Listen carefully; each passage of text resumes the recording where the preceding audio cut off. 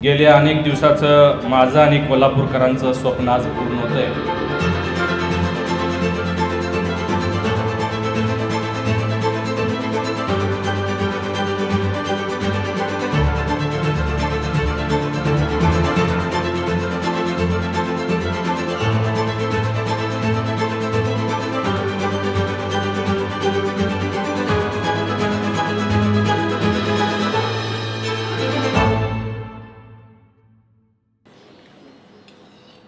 अभिनंदन। थँक्यू। तुमच्या प्रयत्नाला यश आलाय, माझ्या आयुष्याला पण।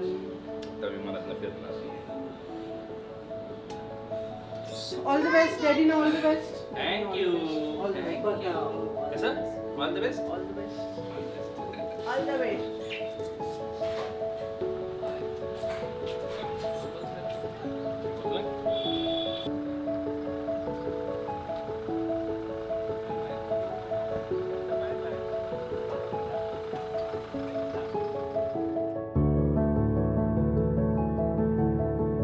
आज माझ्या जीवनातला एक महत्त्वाचा आणि खूप आनंदाचा दिवस आहे, कारण या दिवसासाठी मी खूप मेहनत केलेली आहे, खूप कष्ट केलेले आहे।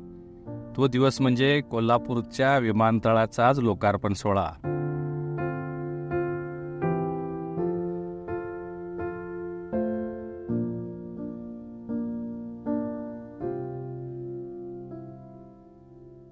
देशाचे लाडके प्रधानमंत्री मोदीजी यांच्या हस्ते होणार आहे। ऑनलाईन ते शुभारंभ करणार आहेत। हवाई उड्डाण मंत्री सिंधिया साहेब हेही ऑनलाईन उपस्थित राहणार आहेत आणि महाराष्ट्राचे सन्माननीय मुख्यमंत्री एकनाथजी शिंदे साहेब हे स्वतः आज कोल्हापूर एअरपोर्टवरती या उद्घाटन सोहळ्यासाठी उपस्थित राहणार आहेत। खरं म्हणजे माझ्यासाठी हा दिवस एवढा महत्त्वाचा यासाठी आहे, कारण मी 2014 साली ज्यावेळी मी लोकसभेच्या निवडणुकीला उभा राहिलेलो होतो, त्यावेळी मी लोकांच्याकडून कोल्हापूरच्या विकासासाठी तुमच्या खासदाराकडून तुमच्या काय अपेक्षा आहेत हे प्रश्न मी लोकांच्याकडून जनतेमध्ये जाऊन घेत होतो। त्यावेळी खूप लोकांनी सांगितलं होतं की कोल्हापूरची विमानसेवा सुरू झाली पाहिजे। कोल्हापूरची विमानसेवा 15-20 वर्ष बंद होती। अनेक लोकप्रतिनिधींनी ही विमानसेवा आपण सुरू करत आहोत घोषणा केल्या, तारखा डिक्लेअर केल्या, परंतु काही होत नव्हतं। आणि मग मी ज्यावेळी खासदार होऊन गेलो त्यावेळी लोकसभेमध्ये मी खूप वेळा हा प्रश्न लोकसभेमध्ये मांडला। मैडम, आप जानते हैं कोल्हापुर बहुत ही प्रॉस्परस प्लेस है। कोल्हापुर में पर्यटन उद्योग बहुत बड़ी पैमाने पे बढ़ रहा है। वहाँ का एयरपोर्ट मैडम 2011 दिसंबर तक चल रहा था, फंक्शनल था। उसका लाइसेंस उसके बाद खत्म हुआ है। पिछले 2 साल से जब से मैं एमपी बना हूँ मैं कोशिश कर रहा हूँ वो लाइसेंस रिवोक हो। लाइसेंस बनाने के लिए हमने एयरपोर्ट अथॉरिटी और डीजीसीए को प्रपोजल दिया है। 2 साल से मैंने डीजीसीए और एयरपोर्ट अथॉरिटी के ऑफिस के 10-10 चक्कर लगाए। हर बार कोई क्यूरी निकालती है, उनकी कमेटी आती है, सर्वे होता है, वापस जाते हैं, फिर मैं जाके मिलता हूँ, पर अभी तक ये नहीं हो पाया है। कई सारे रीजनल छोटे ऑपरेटर्स हैं जो वहाँ पे फ्लाइट शुरू करना चाहते हैं, पर जब तक लाइसेंस नहीं होता है शेड्यूल ऑपरेशन हम शुरू नहीं कर सकते। मैं आपके माध्यम से मंत्री से जानना चाहता हूँ कि आपने अभी रीजनल कनेक्टिविटी में कोल्हापुर का इंक्लूजन किया है, मैं आपका आभारी हूँ, लेकिन ये लाइसेंस जब तक शुरू नहीं होगा फ्लाइट शुरू नहीं हो पाएगी। मैं आपसे जानना चाहता हूँ कब तक लाइसेंस होगा। धन्यवाद अध्यक्ष जी, आपने मुझे बोलने का मौका दिया। अध्यक्ष जी, प्रधानमंत्री जी ने 2014-15 में छोटे शहरों को बड़े शहरों से एयर कनेक्टिविटी से जोड़ने के लिए बहुत ही महत्वपूर्ण योजना उड़ान योजना बनाई। मैं सरकार का आभारी हूं कि उसमें जो मैं जब से मैं चुनाव जीता था 2014 से 4 बार मैंने यहां मांग की थी कोल्हापुर को मुंबई से जोड़ा जाए। 17 अप्रैल 2018 को मैडम ये सर्विस शुरू हो गई।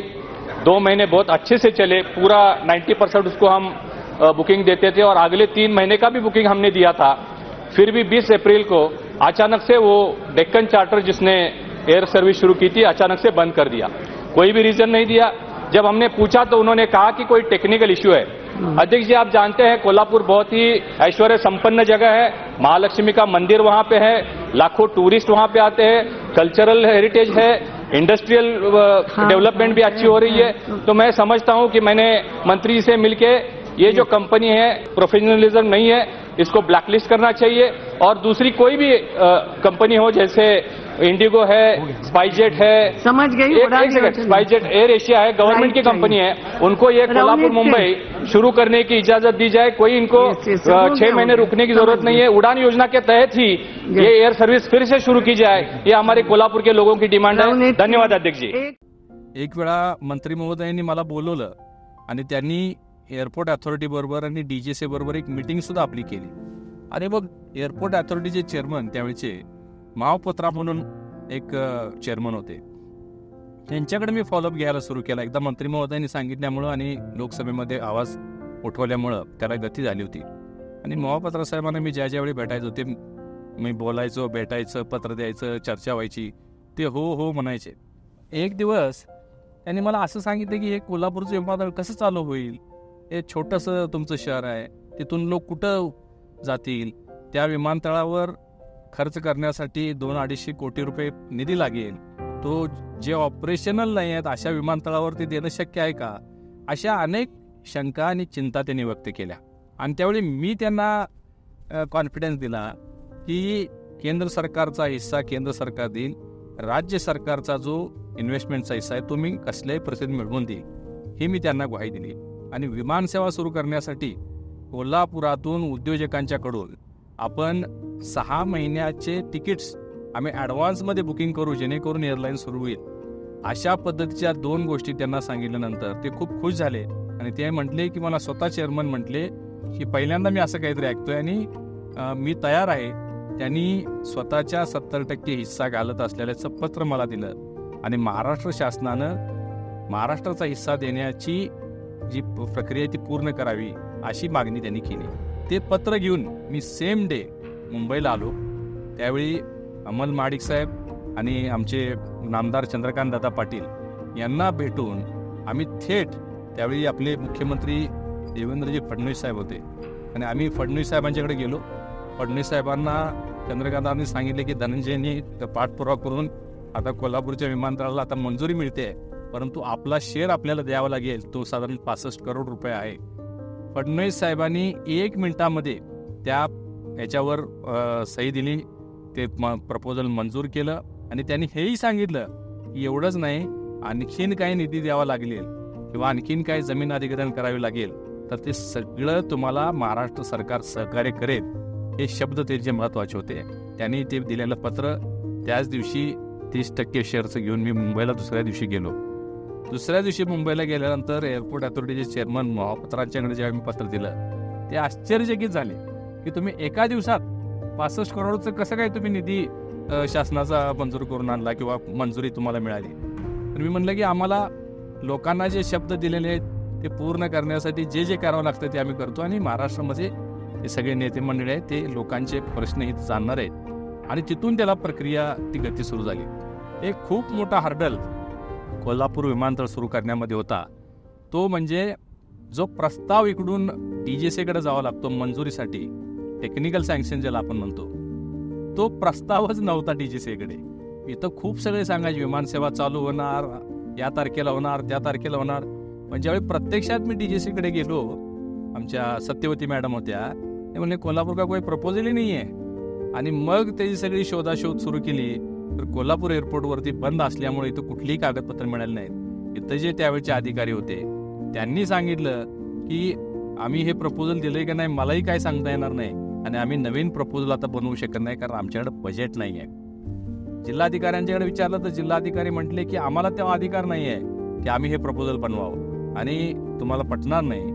हे पैसे मी घातले त्यावेळी आणि तो प्लॅन बनवला, ते डिझाईन बनवलं आणि ती फाईल रेडी करून आपण जिल्हा अधिकारी कार्यालयामार्फत ही आपण DGCAकडे सबमिट केली आणि मग त्याची प्रक्रिया सुरू झाली.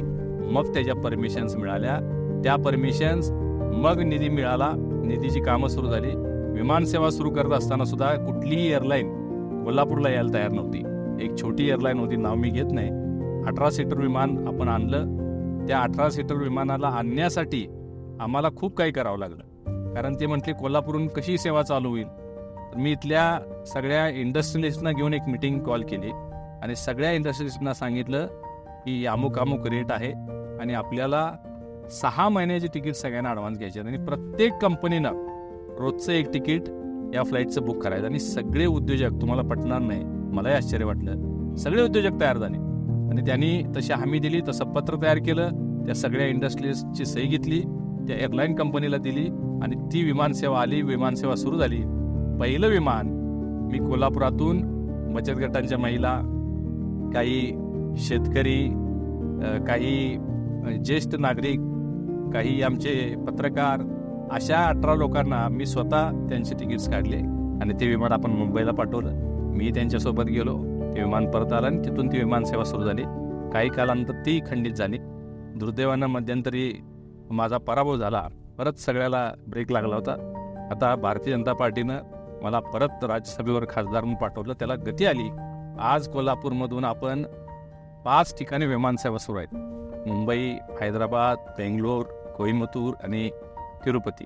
आता 1-2 विमानसेवा बंद झाल्या आहेत, अहमदाबाद आणि तिरुपतीचं विमानसेवा या 1 तारखेपासून, एप्रिलपासून पुन्हा स्टार एअरची सुरू होते आणि अहमदाबादची एप्रिल महिन्यामध्ये एअरसेवा सुरू होते. आणखीन काही सेक्टरची मागणी आमच्या कोल्हापूर टूर्स अँड ट्रॅव्हल्स एजन्सीकडून होत आहेत. त्यामध्ये शिर्डी आहे, त्यामध्ये गोवा आहे, इंदोर आहे, नॉर्थला म्हणजे जयपूर किंवा किशनगड किंवा दिल्ली, अशाही काही मागणी आहेत. आणि साऊथला म्हणजे कोलकाता किंवा त्या भागात कुठेही. तर या सगळ्यासाठी आता पाठपुरावा सुरू आहे. उडान 5मध्ये या नवीन आता एअरलाईनची आपण मागणी करत आहोत. या डिसेंबर अखेर आणखीन 3 ते 4 विमानसेवा कोल्हापुरात सुरू होतील आणि मला विश्वास आहे की एखाद वर्षामध्ये कोल्हापूरची विमानसेवा ही आंतरराष्ट्रीय दर्जाची म्हणजे इंटरनॅशनल फ्लाईटसुद्धा इकडून निघू शकतील. त्यासाठी सुद्धा माझा प्रयत्न असणार आहे. आज मुख्यमंत्री महोदय येणार आहेत, मी त्यांनाही आज व्यासपीठावर विनंती करणार आहे. ज्या पद्धतीनं केंद्र सरकार RCS म्हणजे रिजनल कनेक्टिव्हिटी स्कीम अंतर्गत या सगळ्या विमानसेवांना एक फंडिंग करत असतं, म्हणजे 50% सीटचे पैसे केंद्र सरकार देतं, त्याच पद्धतीनं राज्य सरकारनं सुद्धा VGF म्हणजे व्हायबिलिटी गॅप फंडिंग हे जर राज्य सरकारनं करण्याचा निर्णय घेतला. मी या संदर्भात आमचे सन्माननीय नेते देवेंद्रजी फडणवीस साहेब यांच्याही या विषयावर बोललेलो आहे आणि ते तत्वता तयार आहेत, म्हणजे त्यांनी पॉझिटिव्ह अप्रोच दाखवलेला आहे. ते जर राज्य सरकारला तो जर विषय हातामध्ये घेतला तर ही जी सगळी छोटी शहरं आहेत ही सगळी एअर कनेक्टिव्हिटीने जोडली जाऊ शकते आणि एअरलाईन्सना सुद्धा कॉन्फिडन्स येईल की बाबा या विमानसेवा या सेक्टरमधून सुरू होऊ शकतील. 50% शेअर हा गव्हर्नमेंट देत असल्यामुळं त्यांना त्यांचे लॉसेस होणार नाहीत आणि दळणवळणाची साधनं वाढली की सगळ्याच उत्कर्ष होत असतो. कोल्हापूर जिल्हा हा सर्वच क्षेत्रात आघाडीवर आहे. दरडोई उत्पन्नामध्ये, पर कॅपिटल इन्कममध्ये कोल्हापूर देशात 2ऱ्या क्रमांकावर आहे आणि मग त्यामुळं अशा व्यवस्था असणं याच्यामुळं मॅनिफोल्ड्स ग्रोथ होत असते.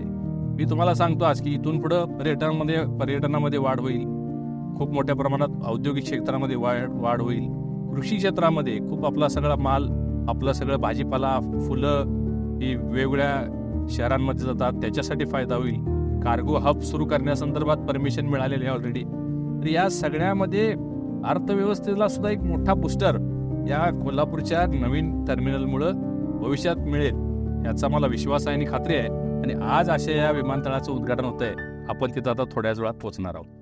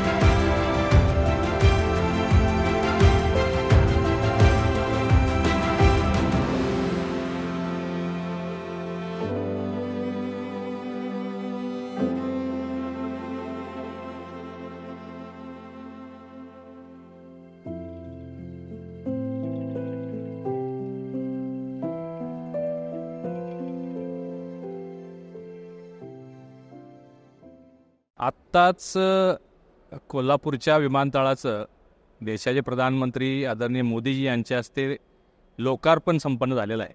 महाराष्ट्र राज्याचे सन्माननीय मुख्यमंत्री एकनाथजी शिंदेसाहेब हे आता येऊन त्यांनी आत्ताच विमानतळाची टूर घेतलेली आहे कोल्हापूरच्या. तुम्ही आता बघू शकताय की 5 एअरलाईन्स वेगवेगळ्या चालू शकतील असे काउंटर्स आता इथं अद्ययावत अशा पद्धतीचे काउंटर्स बनवलेले आहेत. लगेज हँडलिंग इथं आपल्या कोल्हापूरच्या विमानतळाचा पूर्ण मॅप आहे. आत्ता जी स्ट्रिप आहे ती आणि एक्सटेन्शन जे होणार आहे याची माहिती आत्ता आपण या ठिकाणी दिलेली आहे. ही जी इमारत आहे त्याचं एक मॉडेल बनवलेलं आहे आणि हे सगळे पिक्चर्स आत्ता आपण मुख्यमंत्री महोदयांना कशा पद्धतीनं कोल्हापूरच्या विमानतळाची डेव्हलपमेंट झाली हे आपण दाखवलेलं आहे. तुम्ही बघू शकता इथं की कोल्हापूरची जी ऐतिहासिक वारसा स्थळ आहेत, भवानी मंडप असेल, पन्हाळागड असेल, त्याचे जे आर्चेस आहेत त्या काळी बनवलेले तसेच आर्चेस कोल्हापूर विमानतळाला बनवलेले आहेत. म्हणजे ऐतिहासिक वारसा जो आहे तो जोपासण्याचं काम केलं आणि पूर्ण फसाड जो आहे तो ब्लॅक स्टोन, जो ज्योतिबाचा काळा दगड आहे त्या ब्लॅक स्टोनमध्ये पूर्ण फसाड बनवलं आहे. आतून पूर्ण अद्ययावत आहे पण बाहेरून त्याला हेरिटेज लुक देण्याचं काम केलं. ही सगळी माहिती दिली. या ठिकाणी आपण बघू शकताय छत्रपती राजाराम महाराजांनी 1949 साली कोल्हापूरच्या विमानतळाची सुरुवात केली होती. त्याचे हे रिअल पिक्चर्स आहेत आणि त्यावेळी मुंबईवरून एक विमान आलेलं होतं कोल्हापूरमध्ये. ते स्वतः राजाराम महाराजांनी त्यांचे काही फोटोज आहेत. काही महिला विमानातून जाताना त्यावेळेचे फोटोज हे इथे एक गॅलरी खास बनवलेली आहे कारण त्यांच्या आठवणीमध्ये ही गॅलरी इथं बनवण्यात आलेली आहे. आपण आज जाऊया. केंद्रीय मंत्री हवाई उड्डाण मंत्री ज्योतिरादित्य सिंधियाजींचं एक असं म्हणणं होतं की कोल्हापूरच्या विमानतळाला सारे ऐतिहासिक विषय दिसले पाहिजेत आणि तुम्ही बघू शकता एक छत्रपती शिवाजी महाराजांचा राज्याभिषेक सोहळ्याचा एक पेंटिंग म्हणजे जवळजवळ 60 फूट बाय 30 फुटाचं एक पेंटिंग साऊथचे काही लोक आर्टिस्ट आणून इथं बनवलेलं आहे. म्हणजे ज्यावेळी लोक वेटिंग लाऊंजमध्ये बसतील त्यावेळी ते इथं हे सगळं पाहू शकतील आणि एक फील आपला महाराष्ट्राचा आपल्या इतिहासाचा येईल. तुम्ही इकडे बघू शकता एक दालन बनवलेलं आहे. याच्यामध्ये कोल्हापुरी चप्पल जे देशात प्रसिद्ध आहे, जगात प्रसिद्ध आहे असं एक दालन जोडे म्हणून इथं ठेवण्यात आलेले आहेत. म्हणजे इथं जे लोक फ्लाईटसाठी जे वेट करत असतील तर फ्लाईटसाठी वेट करत असताना त्यांनी ह्या सगळ्या गोष्टी बघाव्यात की कोल्हापूरचं वैशिष्ट्य काय आहे. तर आज इथं हे कोल्हापुरी चप्पलचं दालन इथं दिसतंय. सगळ्या वेगवेगळ्या पद्धतीच्या इथल्या ज्या ब्रँड्स आहेत त्याची माहिती आणि चप्पल्स इथं दिलेले आहेत. काही आणखीन स्टॉल्स इथे येणार आहेत. कोल्हापुरी ज्वेलरी, कोल्हापुरी साज वगैरे ज्याला आपण म्हणतो, बचत गटांना इथं स्टॉल्स दिले जाणार आहेत. असे एक अद्ययावत दालन इथं आपल्याला कोल्हापुरी चप्पलसुद्धा पाहायला मिळतं. 2 गेट्स ठेवलेले आहेत, 1 आणि 2. या गेटमधून बाहेर जाऊन त्या एअरलाईन्सच्या बसेस असतील त्या बसच्या माध्यमातून फ्लाईटपर्यंत जाता येईल अशी व्यवस्था केलेली आहे. आणि एका वेळी 5 फ्लाईट्स इथं थांबू शकतील अशा पद्धतीचा स्पेस इथं निर्माण केलेला आहे. म्हणजे वेगवेगळ्या फ्लाईट आल्या तर त्या एका वेळी इथं थांबू शकतात. तर आपण आता वॉकथ्रू करत असताना पाहिलं की पूर्वीचं जे एअरपोर्ट होतं त्यामध्ये 100 लोकांची वेटिंग एरिया आणि कॅपॅसिटी होती. आता इथं साधारण जो सगळा सर्वे एरिया आहे तो 500 लोकांचा सर्वे एरिया केलेला आहे. आणि हा जो एक रिक्रिएशन एरिया स्पेस आहे इथं बघतो की आपण कोल्हापूरची काही इथली लाईव्ह पिक्चर्स इथं केलेले आहेत. त्याचे आर्टिस्टसुद्धा इथं आहेत. विजय टिपुगडे आमचे मित्र आहेत आणि मंगेश शिंदे हे तुम्ही साईज बघू शकता. हे पेंटिंग्स जगाच्या बाजारात कुठेही तुम्हाला मिळणार नाहीत असे भव्य पेंटिंग्स इथं आहेत. आणि हे ॲक्च्युअल जे आपले स्थळ आहेत त्याचे पेंटिंग्स यांनी केलेले आहेत. आणि हे कोल्हापूर हे कलाकारांचं माहेरघर आहे. हे तुम्हाला इथं या कलाकारांकडे बघितल्यानंतर आणि त्यांचे पेंटिंग्स बघितल्यानंतर तुम्हाला पाहायला मिळेल. मी या दोन्ही कलाकारांचं सुद्धा मनपूर्वक अभिनंदन करतो. कोल्हापूरच्या विमानतळाचं आणखीन एक वैशिष्ट्य, कोल्हापूरची कन्या असणारी राजमाता त्यांचं सुद्धा एक अतिशय सुंदर आणि देखणं पोर्ट्रेट ताराराणी यांचं या ठिकाणी आपण केलेलं आहे. विवेक कवाळे हे आर्टिस्ट आहेत. तुम्ही याचा साईज बघू शकता. म्हणजे मी जे सांगत आलो की लोक इथं आत ज्यावेळी येतील त्यावेळी कोल्हापूरची वार्षिक ऐतिहासिक स्थळं बघत असताना महाराणी ताराराणीने सुद्धा उल्लेख जो होतोय तो इथं त्यांना पाहायला मिळेल. हे एक रिझर्व्ह लाऊंज याची व्यवस्था केलेली आहे. तर हे डिपार्चर आणि अरायवल दोन्हीसाठी डिपार्चर लॉन्च केलेलं आहे. काही VIP लोक येतात तर त्यांच्या बसण्याची व्यवस्था चांगली, अद्ययावत टॉयलेट्स, पॅन्ट्रीची व्यवस्था, चहा कॉफी, सगळे एअरपोर्टचं स्टाफ इकडं आता उपस्थित आहे. पूर्वीच्या विमानतळाला लगेजसाठी काय व्यवस्था नव्हती. बॅग्स स्वतः कॅरी करायला लागायच्या. पण इथं आपण बघू शकता की 2 कन्व्हेनर बेल्ट इथं आता अद्ययावत मॉडर्न पद्धतीचे बनवलेले आहेत आणि रिक्रिएशन एरिया खूप चांगला स्पेस ठेवलेला आहे. आज त्याचाही शुभारंभ झाल्याला सुरुवात झालेली आहे. 15 दिवसामध्ये 1 महिन्यामध्ये हे आता ऑपरेशनल होईल. तुम्ही इथं सुद्धा बघू शकता वेगवेगळे पेंटिंग्स आहेत. ज्योतिबाचं तर दर्शन घेऊ शकता, महालक्ष्मीचं दर्शन घेऊ शकता. अनेक प्रकारचे पेंटिंग्स म्हणजे पॅलेसचं पेंटिंग इथं आहे आणखीन पद्धतीचे आणि काही परराज्यातले सुद्धा कलाकार आणून त्यांनीसुद्धा इथं सगळे असे पेंटिंग्स बनवले. म्हणजे एक सुंदर थोडंसं आर्टिस्टिक अशा पद्धतीचं विमानतळ तयार करण्याचा प्रयत्न इथं केलेला आहे. या विमानतळामध्ये वैशिष्ट्य म्हणजे पेंटिंग्स खूप चांगले बनवलेले आहेत. तुम्ही इथं पाहू शकता की महालक्ष्मी मंदिराचं पेंटिंग आहे, आपल्या पंचगंगेवरचं एक पेंटिंग आहे, ज्योतिबा देवालयाचं पेंटिंग आहे, खिद्रापूरचं मंदिर जे ऐतिहासिक स्थळ आहे त्याचंही पेंटिंग इथं आहे. आणि हे सगळे पेंटिंग्स इथं करत असताना त्याची सगळी माहिती इथं दिलेली आहे आणि याच्याचबरोबर ऑडिओ पण तुम्ही ऐकू शकता की त्या विषयाचे तुम्ही हेडफोन लावून ही सगळी माहिती तुम्हाला मिळेल. आणि मग इकडून लोक इकडून बॅग लगेज घेऊन बाहेर जाऊ शकतील आणि डिपार्चरहून बाहेर पडू शकतील. साधारण 200 गाड्यांचं पार्किंग एका वेळेस होऊ शकेल अशा पद्धतीची सुद्धा इथं व्यवस्था केलेली आहे. टी कॉफी सेंटर्स किंवा ब्रेकफास्टचे सेंटर्स या सगळ्या गोष्टीसुद्धा इथं आता इन्कॉर्ड केलेल्या. त्यामुळं एक परिपूर्ण अद्ययावत असं एअरपोर्ट कोल्हापूरला मिळतं याचा मला खूप खूप अभिमान वाटतो.